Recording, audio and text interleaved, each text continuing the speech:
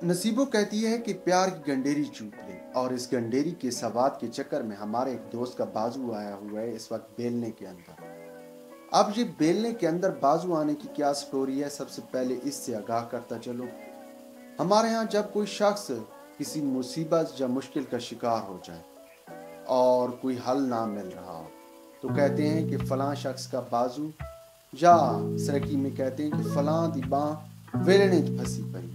और इस वक्त हमारे दोस्त की बाहें भी वेलने च फंसी पई। अब जहाँ तक गन्ने या गंडेरी का मामला है, ये अगर बेलने के अंदर आ जाएं तो ये जूस में बदल जाते हैं और फिर बलाखिर गुड़ में तब्दील हो जाते हैं। लेकिन जहाँ तक इंसानी बाजू की बात है, इंसानी बाजू जिस वक्त बेलने के अंदर आता है तो प्यार की गंडेरी भूल जाती है। और इस वक्त हमारे इस दोस्त को भी प्यार की गंडेरी भूली हुई है। इस दोस्त की स्टोरी ये है कि इसने जिस वक्त अपनी ज़री ग्रेजुएशन मुकम्मल की और अपने गांव वापस लौटा तो बाप ज़मींदार था। बाप ने कहा, भाई अब तू ज़री ग्रेजुएट बन कर आया है, नौकरी वोकरी करने की ज़रूरत नहीं है, अपनी ज़मीन संभाल और काश्तकारी कर, ऐसी काश्तकारी कर कि पूरा इलाका और रिश्तेदार हैरान रह जाएं। उन दिनों गोभी का सीज़न चल रहा था। अब ज़री ग्रेजुएट ने 50 एकड़ पर गोभी काश्त करवा दी। गोभी 60 से 90 दिन का फसल है, 90 दिन तक मुकम्मल तौर पर तैयार हो जाती है।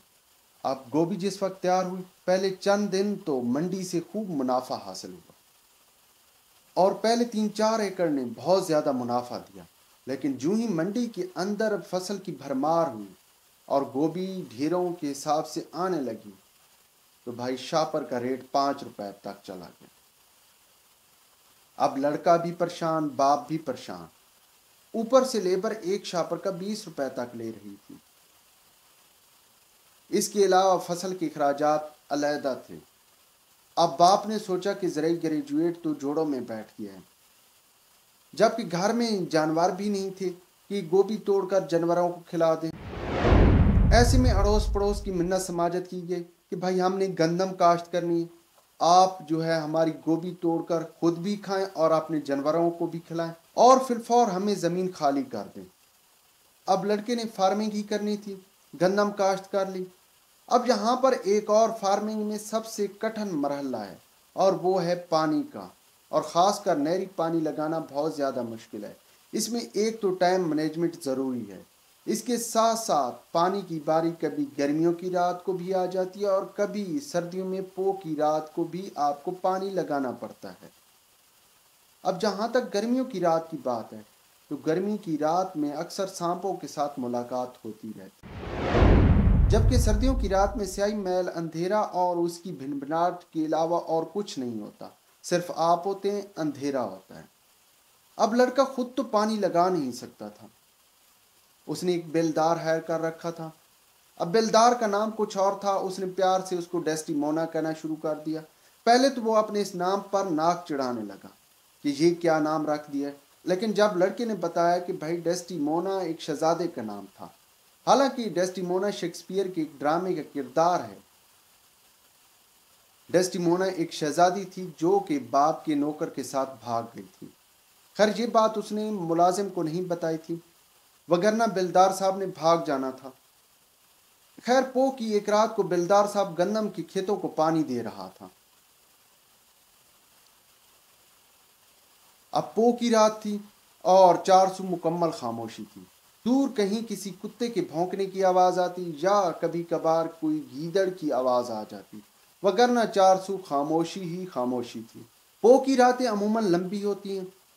रात के कई समय बीत गए, फिर रात की किसी पैर हल्की हल्की हवा चलने लगी।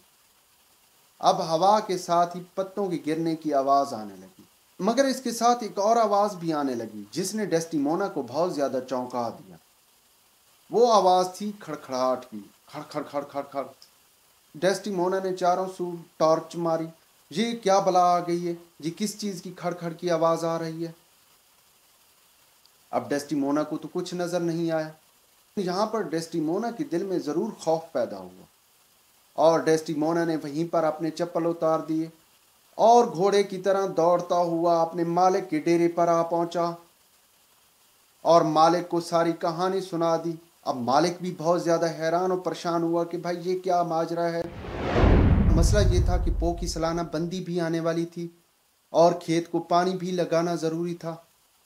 اس لیے ہمارا دوست اور ڈیسٹیمونا دونوں دوبارہ کھیت کی طرف چل پڑے۔ جب کھیت میں پہنچے تو واقعہ کھڑکھڑ کی آواز سنائی دے رہی تھی، اور جب ہوا تیز چلتی تو کھڑکھڑاہٹ مزید بڑھ جاتی۔ اب دوست نے بھی 400 ٹارچ ماری، کچھ بھی نظر نہیں آیا۔ آواز پر غور کیا گیا کہ کس سمت سے آواز آ رہی ہے۔ خیر آواز ایک درخت کے اوپر سے آ رہی تھی۔ ٹارچ اس درخت پر مارے گئے، ایک شاپر لٹکا ہوا تھا۔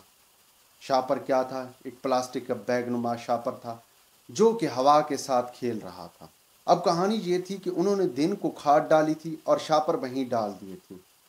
ہوا چلی تو وہ شاپر اڑ کر درخت کے اوپر چمٹ گیا اور پھر ہوا نے اس کے ساتھ کھیلنا شروع کر دیا۔ خیر انہوں نے کھیت کو پانی دیا اور انہی دنوں ہمارے اس دوست پر قسمت کی دیوی مہربان ہوئی اور اس نے خوب گندم سے منافع کمایا۔ ایک تو عالمی سطح پر گندم کی ریٹ میں اضافہ ہوا، دوسرا موسم نے ساتھ دیا اور ہمارے دوست نے اچھی خاصی ییلڈ اٹھائی۔ اب جب منافع اس کی جیب میں آیا تو اس نے آس پاس کے رقبے ٹھیکے پر لینا شروع کر دی، اور پھر گاؤں میں عمومی طور پر مقابلہ بازی اور خصوصاً بولی کے تحت ٹھیکے ہوتے ہیں۔ اب ٹھیکوں کا ریٹ نارمل 40-50 ہزار چل رہا تھا، لیکن ہمارے اس دوست کی مہربانی سے وہ معاملہ لاکھوں میں چلا گیا۔ خیر وقت ایک جیسا نہیں رہتا، عالمی سطح پر گندم کی قیمت کم ہوئی، دیگر اجناس کی قیمتیں بھی کم ہوئی۔